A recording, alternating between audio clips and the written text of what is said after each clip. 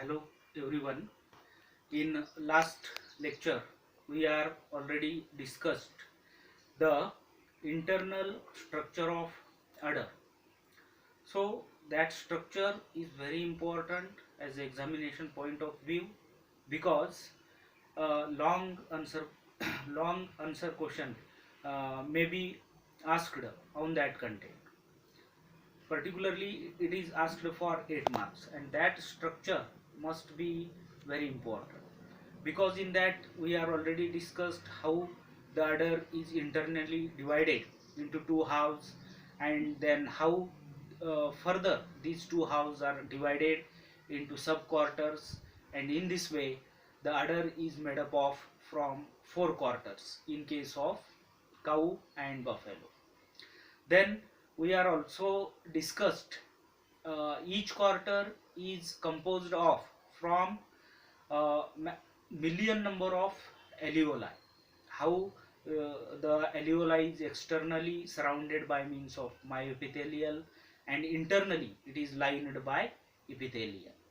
And in the center there is a cavity that is called as a lumen, and we are also discussed about what is the role of connective tissue and how the duct system develops, how the milk is synthesized by epithelial or secretory tissue, how it is stored in the lumen, and how it is carried towards udder and teat cistern via the the network network of all these duct system.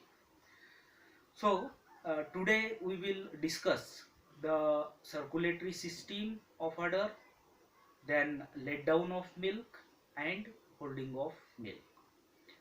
So as we know that milk is synthesized inside of the alveoli, and that's why alveoli is called as a basic unit of milk synthesis, because the synthesis process of milk is actually takes place inside of alveoli.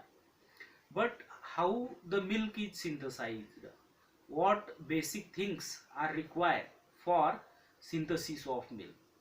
So students, generally for synthesis of milk a huge quantity of blood must be circulated in the mammary gland. So that's why udder requires a good quality circulatory system. So it is believed that for synthesis of 1 ml milk, generally 400 to 500 ml blood must be circulated in the mammary gland. Only at that time, when 4 to 500 ml blood is circulated in the mammary gland, then there is a synthesis of 1 ml of milk. So how the blood is supplied to the mammary gland? So it is discussed in the circulatory system of udder. So here generally there is a source of blood, how the blood is transported or how the blood is carried towards the mammary gland with the help of these two arteries, actually external pubic artery and perineal artery. These two arteries supplies maximum blood to the mammary gland. So first of all, external pubic artery. External pubic artery is a major source of blood to the mammary gland. This external pubic artery is larger in size as well as it supplies maximum quantity of blood to the mammary gland. External pubic artery generally opens into the udder through the inguinal canal, and further external pubic artery having two branches, that is cranial artery and caudal artery. So this cranial artery supplies maximum blood to the front udder, means the front two quarters of the udder, while the caudal artery supplies maximum blood only to the rear udder. Rear udder means the back portion of udder, which is larger in size. So caudal artery supplies maximum blood to the rear udder. Then there is one another artery that is called as a perineal artery. Perineal artery, as compared to external pubic artery, it is smaller in size, as well as it supplies minimum quantity of blood to the mammary gland. Uh, and generally perineal artery opens at the base of the udder, where with the help of median suspensory ligament, udder is firmly attached to the abdominal wall. So from that top abdominal wall, this perineal artery opens into all the quarters, but it supplies less quantity of blood to the mammary gland as compared to the external pubic artery.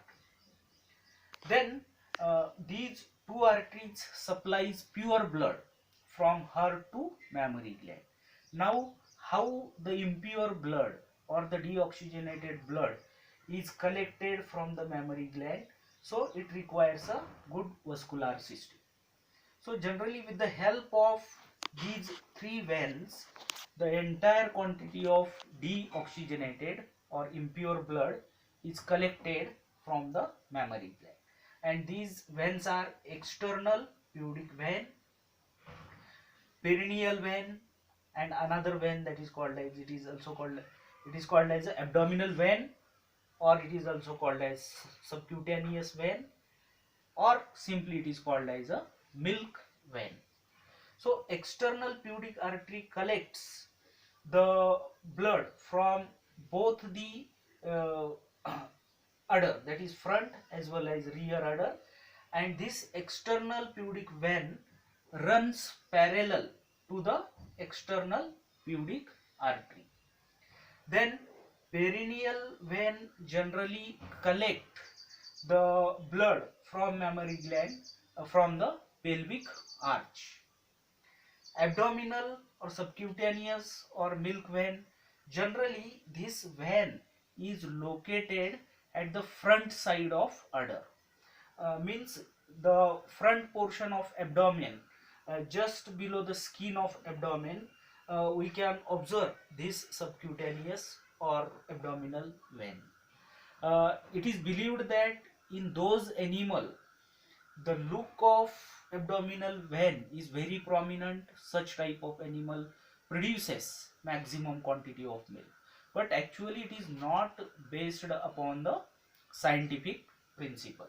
So because it does not collect the milk, it only collects the impure blood from the mammary gland, and then it this abdominal or subcutaneous vein generally opens at the uh, chest point under the skin.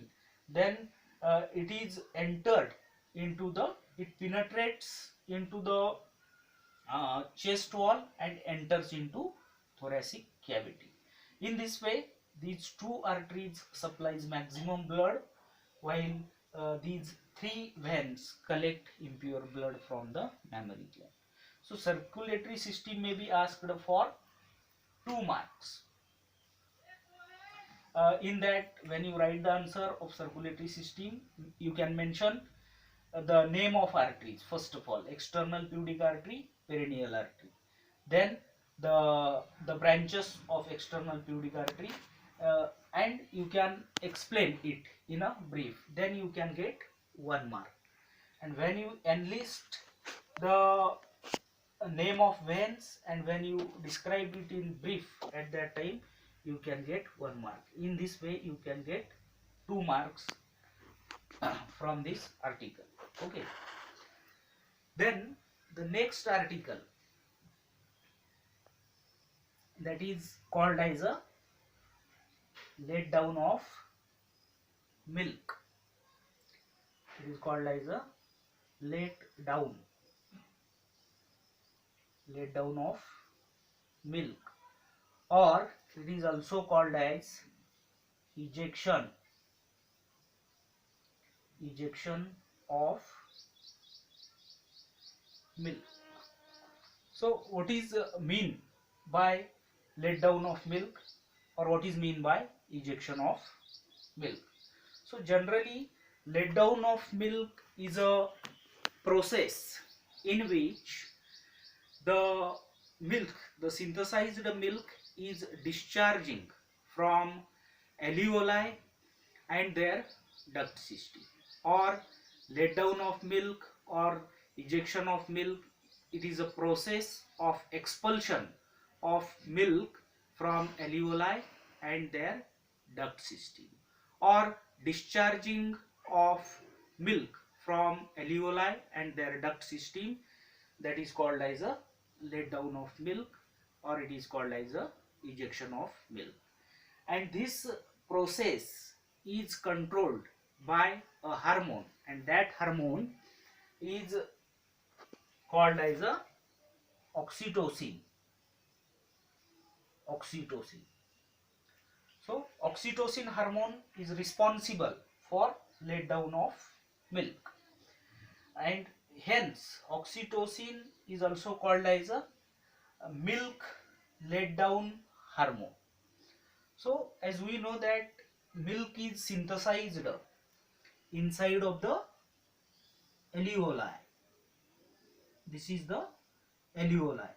It is internally lined by means of epithelial or secretory tissue, and externally it is surrounded by means of myoepithelial cells, and this central cavity, this is called as lumen. So when and these are the blood capillaries which opens at outside of the secretory tissue. Many number of blood capillaries enters into the alveoli. So from these blood capillaries, maximum blood is supplied towards the each alveoli. Then these secretory tissue utilize the blood, and that blood is used for synthesis of milk, and after synthesis the milk is stored inside of the alveoli and their duct system. So how to prepare the animal for let down of milk? Generally, a let down process is totally depend upon the secretion of oxytocin. So when oxytocin is secreted, particularly to ready the animal for let down, you must allow the young calf to suckle one or more teat of a dam or cow. When calf suckles the teat, at that time nerval sensation occurs, and that nerval sensation goes up to the brain of cow. Or other things, if calf is died in such a condition, how can we stimulate the cow for let down of milk?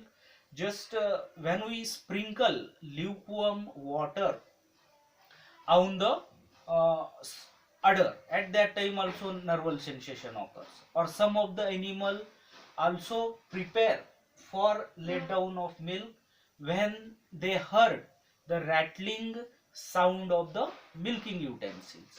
So by using any way we can stimulate the animal, and when nerval sensation occurs because of any action, that is either suckling of calf or washing of udder or rattling of milking utensil. So at that time the nerval sensation occurs, and nerval sensation goes up to the brain of cow. Then the brain gives order to the pituitary gland. Pituitary is a endocrine gland which is situated at the base of brain, particularly in the hypothalamus region. So the posterior lobe of pituitary gland secrete oxytocin hormone, and when oxytocin is secreted from pituitary gland, this oxytocin is quickly diffused or mixed into the blood, and then when oxytocin rich blood reaches up to the alveoli, then because of the presence of oxytocin in the blood, this oxytocin applies pressure over the myoepithelial cell, and that pressure also exerted on the alveoli, and because of the continuous pressure over the alveoli, all the alveoli starts to get contract, and because of the contraction, whatever the quantity of milk stored in the alveoli, stored in the lumen, it is drained out. As we know that every alveoli having a smaller duct, particularly in last lecture we can already discussed it. It is a lobule. Inside of the lobule there is one larger duct. This is called as intralobular, and these are the terminal ducts, and this is the alveoli. Means alveoli having the smaller duct, terminal. This is the intralobular, further interlobular, entire galactophore. So all the alveoli and all the duct system of alveoli is completely surrounded by means of myoepithelial cells, and when oxytocin rich blood come in contact with alveoli and their duct system, it continuously applying pressure over the alveoli and their duct system.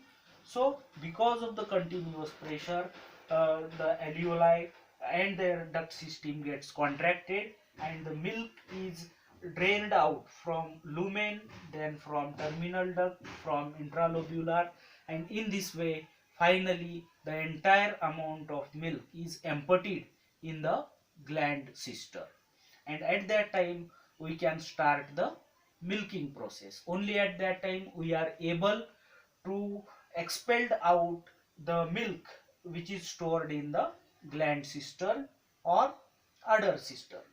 So in this way the let down process is carried out. One of the most important thing, that is uh, the secretion rate of oxytocin. The, the rate of secretion of oxytocin is very limited. It is limited only for a period of 5 to 7 minutes only. So it is always said that the milking process should be completed within 5 to 7 minutes. Why? Because the secretion of oxytocin is limited for 5 to 7 minutes, and after that, after 7 minutes is over, the oxytocin is not diffused into the blood. The secretion rate of oxytocin declines very rapidly.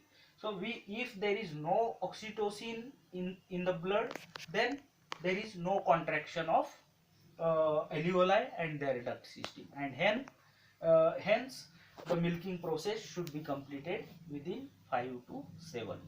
Okay, so this is all about the let down of milk. Then uh, the question may be asked on let down of milk for 2 mark or 4 mark.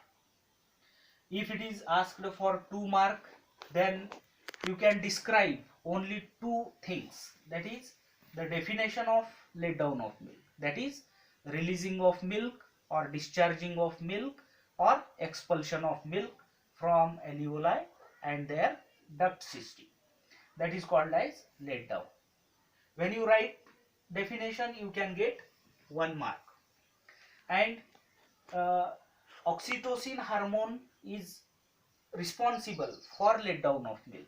When you mention the name of hormone, you can get 1 mark. In this way you can get 2 marks. And if it is asked for 4 marks, then you can give the definition of let down, and you can describe in detail the process of let down of milk. Or another question may be asked on the same content, that is why the milking should be completed within 5 to 7 minutes. It is also asked for 2 marks. Okay, then next thing, another content of this chapter, that is called as holding of milk. So holding of milk, it is another important process. So holding of milk is completely opposite or completely reverse to the let down of milk. Let down of milk means expulsion of milk from alveoli and their duct system, while holding of milk means the milk which is stored in alveoli and their duct system is not releasing from alveoli and their duct system. The milk is as it is hold in the lumen and the duct system of udder. When holding of milk occurs, then the milk does not releasing from the alveoli and their duct system. Milk as it is, whatever the quantity of milk is hold in all the alveoli and duct system, it is as it is hold inside of the mammary gland. That is called as a holding of milk. So why holding of milk may be happen? Because if at the time of milking or before the time of milking, any unwanted event takes place around the lactating animal, at that time holding of milk may be happens. So unwanted event means like beating of lactating animal, beating of cow or buffalo at the time of milking, or the barking dogs, or the sound of traffic, or the sound of crackers. So when such type of unwanted event occurs at the time of milking, animal gets excited or animal gets frightened. And when the animal is frightened, at that time the adrenal gland adrenal gland is stimulated, and because of the stimulation of adrenal gland, it will secrete another hormone that is called as adrenaline adrenaline hormone. So adrenal gland is generally located in the pelvic region of the animal. So this gland secrete adrenaline hormone, and when adrenaline hormone is secreted, at that time the oxytocin rich blood is not reaches up to the myoepithelium. This is the alveoli and these are the myoepithelium. When animal is normal, only at that time the oxytocin rich blood reaches up to the myoepithelial due to the blood capillaries. And but if adrenaline hormone is diffused into the blood, at that time generally the non oxytocin not reaches up to the myoepithelial and their duct system. So the entire alveoli is get relaxed, means there is no contraction of alveoli occurs because of the secretion of adrenaline, and hence the milk whatever stored in the lumen and in the duct system, it is as it is hold inside of the alveoli and their duct system. So that is called as a holding of milk. So to prevent the incidence of holding of milk, generally always maintain a calm condition at the time of milking, or you can play a soft or classical music at the time of milking, uh, and does not treat the the harsh treatment does not given to the animal like beating of cow, all these, because it will stimulate the adrenal gland, and adrenal gland when activated, it will secrete the adrenaline hormone. So this is all about the holding of milk. So it may be also asked for 2 marks. In that you can define holding of milk and what is the hormone which is responsible for holding of milk. You can get 2 marks. definition and name of the hormone. Or sometime question may be asked, differentiate between let down of milk and holding of milk. So how you will differentiate it?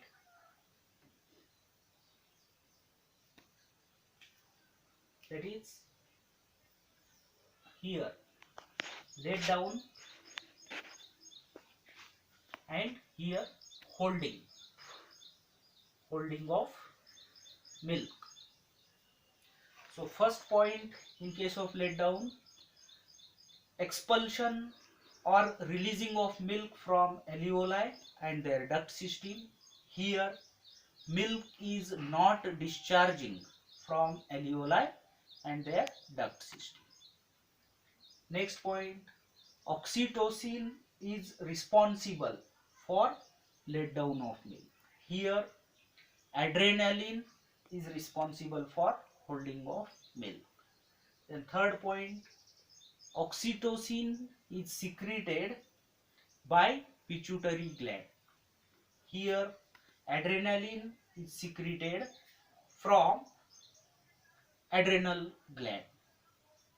Then animal can be stimulated, or animal can be prepared for let down by suckling of calf or washing of udder or rattling sound of the milking utensil. And in case of holding of milk, when any unwanted event causes holding of milk, like barking of dogs, harsh treatment to the animal. In this way you can differentiate between let down and holding of milk. So in the next lecture we will discuss the endocrinology of, or the physiology of milk secretion, qualities of good udder and involution of udder. All these things should be completed in next lecture. Thank you.